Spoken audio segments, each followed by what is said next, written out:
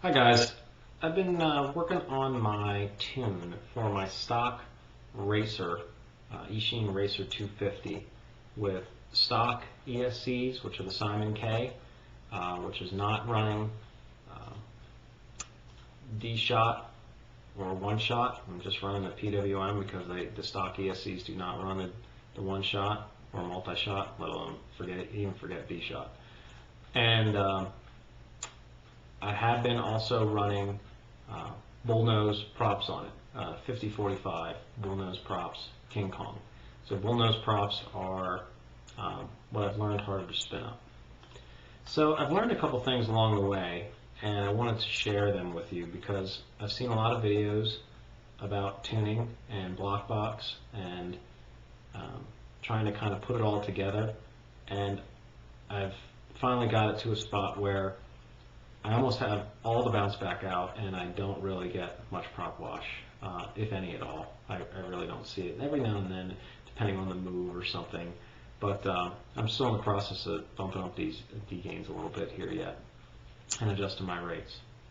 So one of the things I've done is put together a video compilation. I'll put the link to go below. As I've watched stuff that I think's important, I put those in a playlist for myself. This guy is LA Hover. He does a great video on all the other aspects that you need to consider because there's just limitations of the craft itself. The one problem I had initially is I was trying to do way too high of roll rates. I was trying to be up in around 1,000, maybe a little bit above 1,000 degrees per second. And with my setup, which is a 3S battery, 1800 milliamp 3S battery, the bullnose 50-45 props, and just stock ESCs, it just was not going to be possible to have that kind of a speedy rate. And honestly, bringing that down into the 800 range, I don't really see that much difference. So that super fast roll rate isn't really necessary. And there's a couple things you can look at to determine if that's your issue, and I'll show you that in a second. The other thing I was having an issue with as I was trying to do my PID tuning was this D set point weight. So in the list here, this video right here does a fairly good explanation of what that D set point and transition mean. In brief, it's an accelerator, just like in your Windows mouse settings, you can apply accelerators. So if you move extra quick to the right, your mouse goes twice as fast, or it kind of slingshots it to the right. So if you have this set anything above 1 and you move quick, it's going to, say it was set at 2, it's going to double that maneuver speed, that input speed on your sticks. Well, what that can cause is overshot, where your PIDs will overshoot in the roll and then be wobbling back to compensate, and you just can't get there. So one of the things I would recommend if you're having issues tuning yet and you still have some wobble is set this to 1. I think as new pilots, 1 is fine. Obviously a higher than 1, 1.2 up to 2 or 3 or whatever, I think you put it all the way up to 2.55. That's going to give you a snappier feel, but honestly, getting rid of the wobble first is paramount. With this set to 1, this D set point transition doesn't mean anything. So this is going into the stick command, going from center stick to the right or left or back or forth. That's an accelerator, and then this is a decelerator when you're going back, so you can get a snappy into the move, but a softer transition back. But honestly, if you're just doing a 1.0 ratio here, this doesn't matter anymore. So you can look those up. The wiki for Betaflight has those, and I'll show you those real here in a second. Go and just do a Google search on Betaflight Wiki. You should get to this page for a link. Once you get to this page, go to the Betaflight 3.1.x. I wish this was organized a little bit better, but it will do. And then a good resource, if you just look at Setpoint, you can get it right here. Joshua Barwell did a good, I think it's him, I don't know, did a good write-up on, between him and Boris. Boris is the programmer for Betaflight, on what the Setpoint transition is. So I think between this and this video here, you should have a decent understanding of what that is. So turning that down. The other thing that you may want to look at is your RC command, smoothing your RC commands. So when you enter your commands for pitch and roll, by default in Betaflight, those are smoothed. So as your transmitter's sending those signals, if they're a little jerky, just in the transmission from your receiver to the flight controller, they're smoothed out. Also, you can change those variables to smooth out your throttle input and your yaw. So to do that, go over to your CLI and you can type in, so you would type get RC_interp.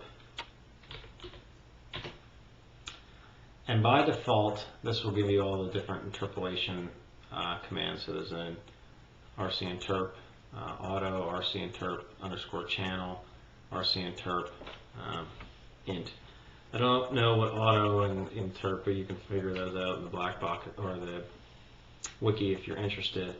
But by default, the RC_interp_channel variable is set to P or R and P, which is roll and pitch.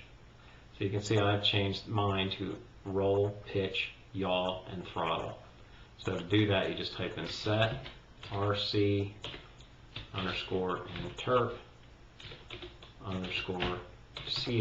equals RPYT. And that will set that variable. So you can see it entered correctly here. And then you can do a get to confirm that it's correct, that it's set correctly.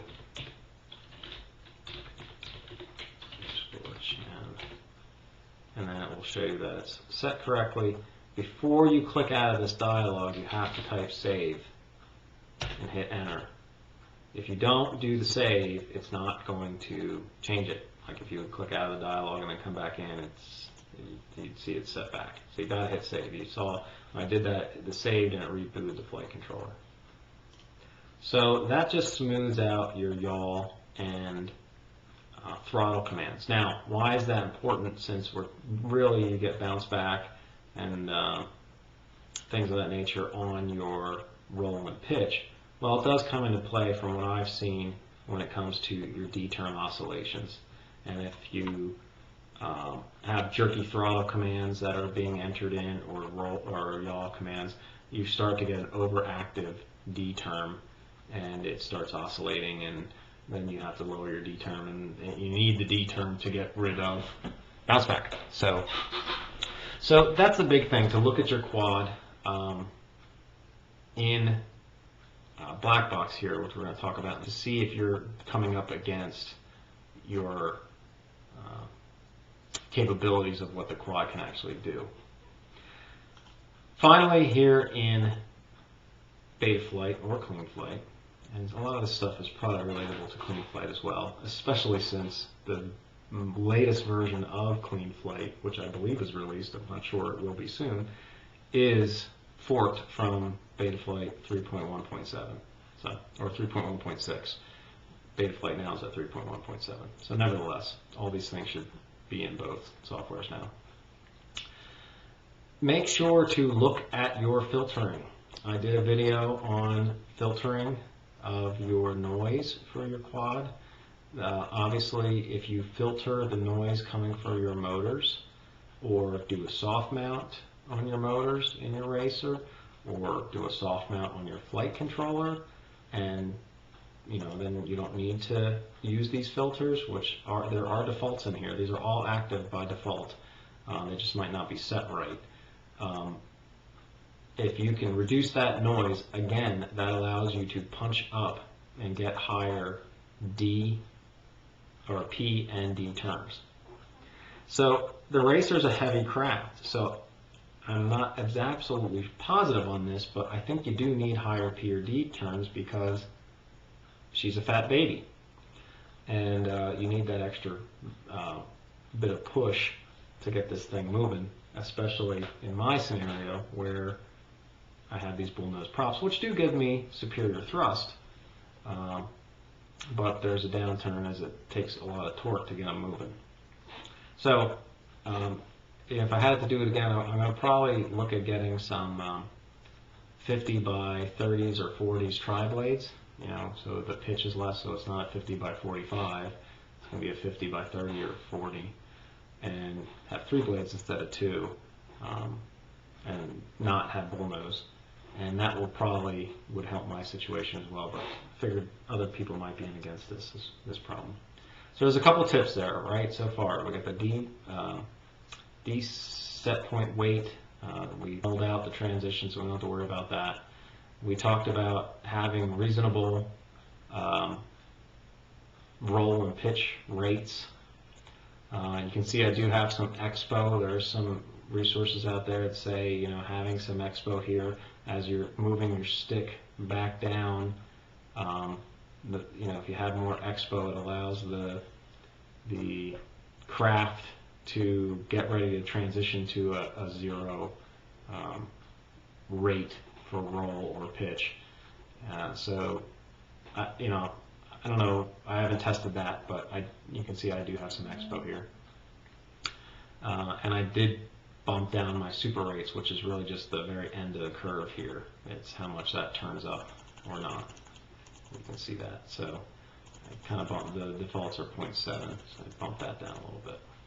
Trying to get into the 800s, low to mid 800s. And then RC rate just moves this whole, it changes the whole angle of the line around here, which is obviously pushes the end up. Set that back down. So that's it for in beta flight. You can see where I'm at with things right now, and I'm pretty much, like I said, I only have a very little bounce back. So let's go look at black box. Before we exit in the black box, go down to black box down here.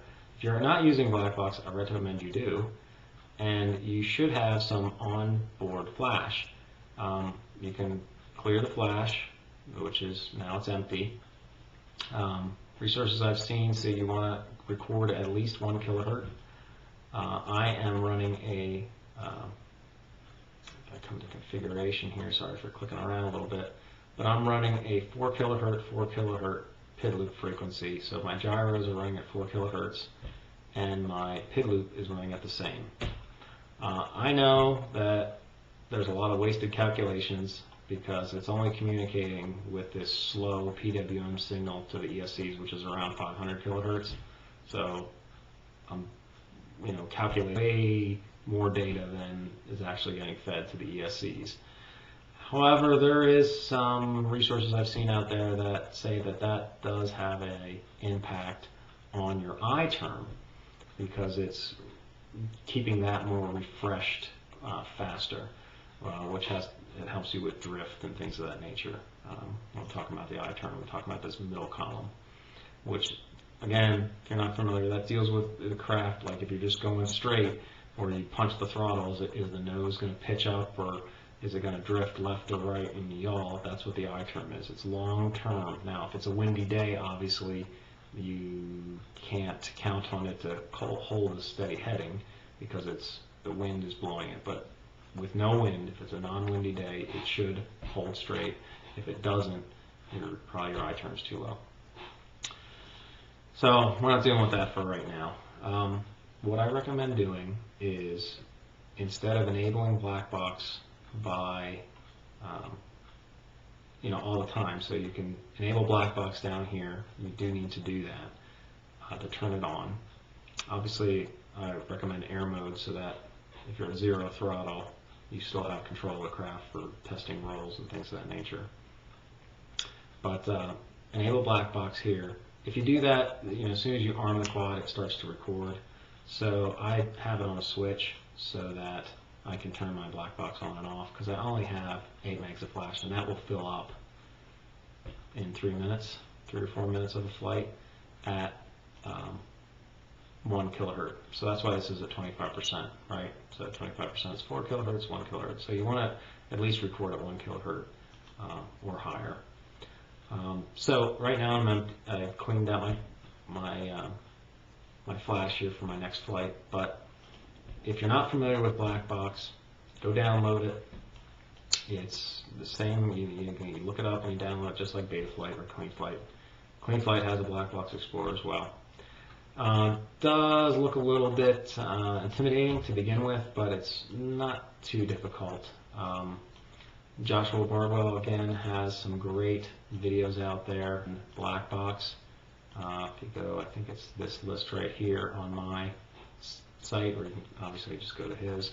This is just a copy of his. So these are Black Box 101. There's 8 lessons so far. I recommend going through those. You can see I have, and it gets you familiar with black box. So one of the things you can do on here is really see what's going on in your craft. Just to give you a little brief, this is the stick inputs. This is the craft itself, and it's just a little picture of the motors. When you're doing some filtering of the noise to see how noisy your craft is, what you want to do is switch back here. I'm going to go to CLI. Here, type in get debug.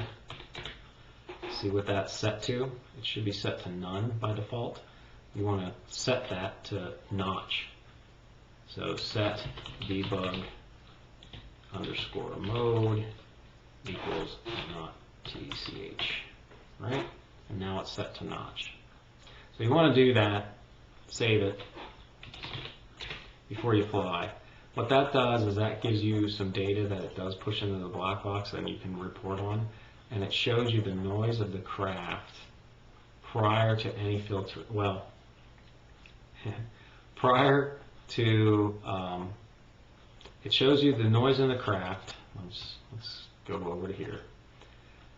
If I go to PID tuning, filter settings, it shows you the noise that the gyro is hearing from your craft after it has done the gyro filtering, but prior to it doing the D-term filtering. Okay? So you already have one set of filters of being applied, but not this second set. That's what notch gives you.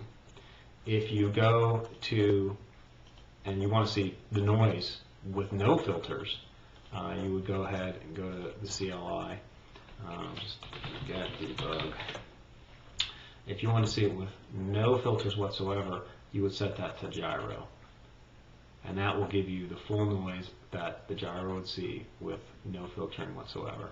If you can get that down to minimal or no noise through mechanical soft mounting of your motors or your flight controller, that's the best way. I haven't done that yet, but from resources I've seen, these filters do add delay. They've got that delay pretty much narrowed down to, we're talking fractions of a microsecond, but nevertheless there is delay. So if you can get these set to 0, what you would do here is you'd set these notches to 0, and so on and so forth. So I have mine set to notch in this log I'm going to show you. So it's going to show me the noise that the gyros are seeing after this gyro filtering, but before the D-term filtering is applied. So let's go look at that. So I'm going to go to set this up. I'm assuming you have some sort of base knowledge of black box. If not, go watch Joshua Bardwell's videos and then come back to this. But I have a number of graphs shown here. I'm going to just look at this gyro notch graph. And what I'm going to do is, if you click on this little button here on the sides, this will do a spectrum analyzer of the noise. So you can see that noise right there, right? You can see the noise. These are what the gyros are doing. You can see I have most of the noise on my pitch and yaw in this move. Now it goes back. Now I have a bunch of noise on my gyro, or on my roll axis of the gyro. So if I click this analyzer, I can see that noise here. So I can use this button to, usually we'll get this as a smaller graphic. You can click this to enlarge it. And I have moved around my filters. These are much higher on the default setup. From what I'm seeing, since the racer is a pretty big craft and she's a fat baby, the noise has a lower harmonic frequency or resonance or whatever. The noise is lower. So I move these down. What this is a, and I have, when it comes to noise, again, I've saved a bunch of videos in a tune-filters playlist. I would recommend taking a look at those as well. So I'm not the author of this stuff, but these is what I've learned from Gyro Noise Resources. These are two great videos explaining what the filters are doing and how they're set up in a V shape and blah, blah, blah, blah, blah. And Barwell has a bunch of good stuff on it as well. So take a look at those. But essentially, you want the center, or the notch center, to be centered on where the noise is the highest, because it dampens the most where the notch center is. And it tails off. It's almost like an inverted V. And it tails off in that direction. And same thing. So there's, what they have is there's a gyro filter to the same thing. You want that centered on where the noise is, and that's going to dampen the noise that first pass. This will just be a second, second V. So you can see I have the gyro notch center and the D-term notch center on the same, the 180 hertz. So they're dampening that same noise. So it's getting dampened by the gyro filter. This noise up here, which is the second harmonic, generally, is getting dampened as well. I do have them overlapping here a little bit. Subsequently, I moved this out a little bit farther today, but nevertheless. And then after it passes those two filterings, there's still noise. And this D-term filter is filtering out the last bit of noise for the D-term itself. There's also these low-pass filters. This is more of an arc where it does the most filtering near the low-pass cutoff. So it's the highest amount of filtering near that, and then it kind of slides off, and it does the least amount of filtering out here. So those low-pass filter cutoffs, I also move those down for the gyro. And for the D-term low-pass filter, move those down. Those are like at 190 or something like that by default. So I move them down to 70, 80. Looking at some of this, Boris basically says anything, don't go below 50. This noise here, this is the actual craft moving. So you don't want to obviously filter that out. That's good noise. That's the thing moving around. You could say, oh, why can't you get all the way down to here? I don't know. It didn't seem like anybody was advising to go any lower than 50 or 50, 60, 70 seemed like it was safe yet, but it didn't say to go any lower than that. So going back to this, so you can see once you get your filters kind of squared away or set, you can test it. So I can go up to, you can fly it. I can go up to my gyro pitch or my gyro roll and analyze how much noise. Click the analyzation button on that, and you can see a lot of that noise is being filtered out. There's still a very little bit down here, but not nearly what it was if I, well, that's RC command, I don't want to do that. Not nearly if I click on the gyro this is the noise that is in the craft after the gyro filters, but prior to the D term.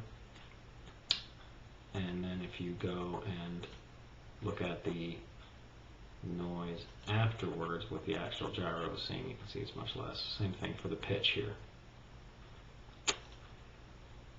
Now, I know it might be tempting to click these analyzation buttons on some of these other things, but keep in mind, it's just doing a spectrum analyzing on the lines and the jitters in the lines. So it doesn't mean anything if you do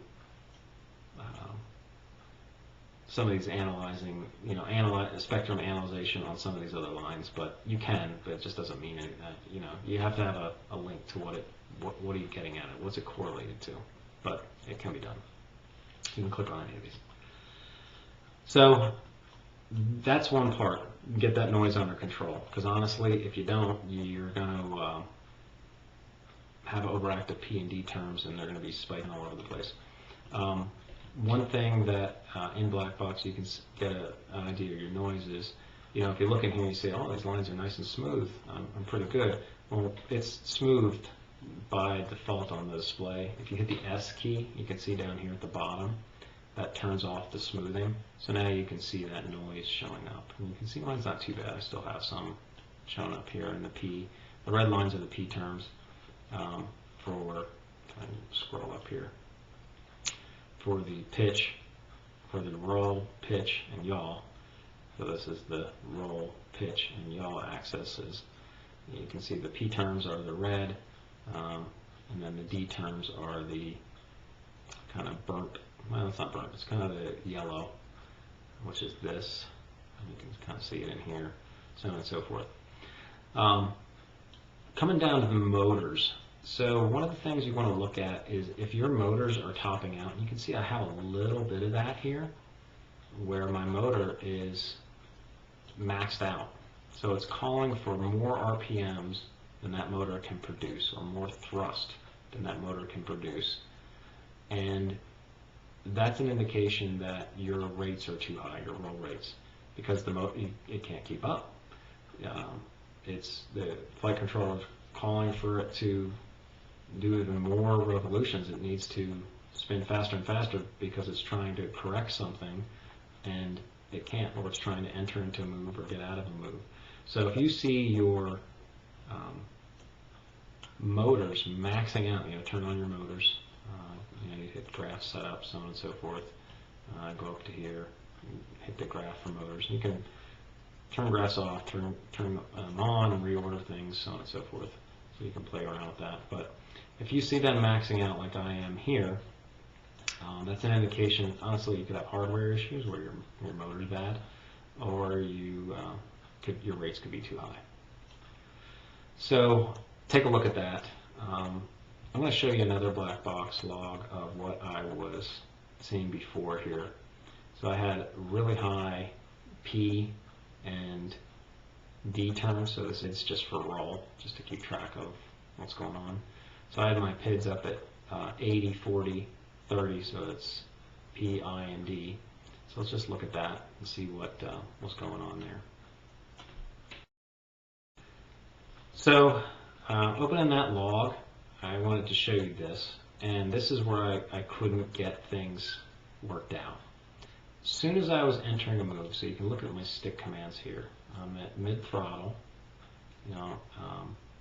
and I go to enter into a roll. And so this is my RC command for roll. Let me go to roll right here, RC command. Shows you the roll rate that it's requesting. And for that RC commanded roll rate, my gyro should be tracking as closely as possible to that, and then my P term is also tracking close to that. Now typically what occurs from research that I've seen is, and from what I'm seeing on my black box logs as well, that the craft will go to enter a move and it kind of overshoots. You know, you can see these motors spinning up on the left-hand side of the craft, so I'm rolling to the right, and they kind of overshoot, and it needs to auto-correct. So now the motors spin up to the left. But it overshot in a big way. These went to 100% throttle, and they maxed out the motors. See that down here? So what's the symptom from that? To me, what I'm seeing was the issue was this D set point weight was up at 1.9 as the default. So it was really trying to enter that move in a really snappy way, which if I had a better, you know, the Racer's a budget craft. I'm sure if I had a $400 or $500 craft, it would be fine, but this is not. And it just can't handle that. And I'm also on a 3S battery with heavy props. So it just couldn't compensate back, and then it gets into this oscillation throughout the roll. So I'm still commanding to roll around, and now I'm coming out of the roll. Again, this is the bounce back right here. You can see the motors spinning. So let's you know, I'm not going to be able to run the video because it's going to be choppy in this recording, but you can see this is the bounce back. You can see it right here. See how it kind of dithers out, and the P term's trying to correct, so on and so forth. And you can see the motors bouncing back and forth. That's that bounce back. That's what we're trying to get rid of. So you can see by looking at your motors, them topping out and maxing out here, that's a sign that you're hitting the limitations of your craft. That's what I wasn't realizing for a while. Messing with the PID tuning, it didn't really start coming together until I pulled that set point down. For me, again, 3S battery, so I'm not on a 4S. I think that would help a lot, and if my props weren't so darn heavy. But that's what I got. And so those are a couple things to look at there. The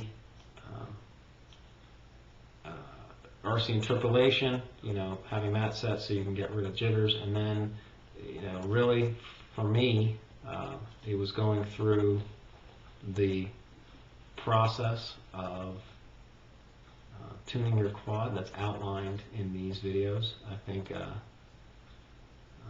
Stingy, yeah, does a pretty good job. Seems like it's a very popular video on explaining that. What I struggle with there a little bit is, you know, he has a pretty light, maneuverable, powerful quad that he's showing you. So his little bounces when he's doing his P term, that's not how it looks for the Racer. They're still kind of slower bounces, at least for me. Again, not a 4S battery, heavy props. So, but nevertheless, you start to get to a spot where the quad just twitches, like throttle punches, and you know the basic process that everybody's outlining is you set the D terms to 0, you set these down to defaults, and you just do line of sight, and you do sharp stick inputs left and right until you start to get kind of a 1 or 2 bounces after you end the sharp stick input, and then once you get up to that, those are your P term set, and then you start increasing your D term to get rid of those couple bounces at the end. Generally, it seems to be working, but just what you see from other people that have better crafts and what you get with the Racer are different things. Joshua Barwell's videos, you know, I'd recommend going through those. He actually flies it and gives you a lot of good advice on the D term, because if you get the D term too hot, you could smoke, or too high, you can smoke your ESCs or your motors. You have to keep checking your motor temperature. You know, go fly around a little bit, come back, grab the motor, make sure it's not too hot. Same with the ESCs. So you've got to be careful there. How you can smoke your motors is not paying attention to filtering and some of these other things I've talked about. So, and even when you do have it filtered, one of the things you do need to watch, like, you know, if you crash a little bit, get a little bit of dirt on a prop, you don't want to have it so precise that as soon as one of the props get out of balance a little bit, that you start to get noise, and then those D term oscillations start, and then you smoke a motor. So you don't want to have your D pushed up to the max. Well, how can you not do that? Is, you might need to settle with slower stick input rates, and you might need to settle with a lower D set point weight. So anyways, I hope this helps other people. It's been, stuff I've been looking at over the last 2 weeks, getting learned up on this, and I feel I have a decent grasp of it at this point. I also note that you can add multiple profiles here, so you can always go back. This is the stock right here. So the stock is a 654 degrees per second roll rates, 1.9 like I was talking about, so on and so forth. You can select these different profiles. Obviously make sure you're on profile 1 when you hit save down here, or that's going to be the default profile when you start the craft. There are stick commands. You can look them up. Just Google Betaflight stick commands, and you can actually do up to 3 different setups on your PIDs and rates and all that kind of stuff, and then just use stick commands with your transmitter out in the field to switch profiles. So it's like you pull throttle up and then left, right, up or down, and then you save it and then go to the next profile. So that's pretty neat. So keep that in mind. You can play around with that a little bit, save some time out in the field. And obviously you want to take a laptop so you can play around with things and look at some of your black box logs to see and help you get through some things. There's an RC group out there. Under the RC groups forum, there is a thread that is black box log video responses, started by Bardwell a long time ago. You can see I had some content up here, and this gentleman here from Doylestown, Pennsylvania, not too far from me, at least in the same state, really knows this stuff in regard to black box logs, and can help you with questions, comments, or questions or things of that nature if you'd upload your black box logs. And this was a really good response I read recently to help me figure out kind of the last pieces to this puzzle. This is where it came up to this RC command smoothing, and got me thinking about the set point weights and all that kind of good stuff. So that's a resource out there as well. Alright, well, this is a long enough video. Wanted to get it out there. I hope this helps again. Happy flying. Bye.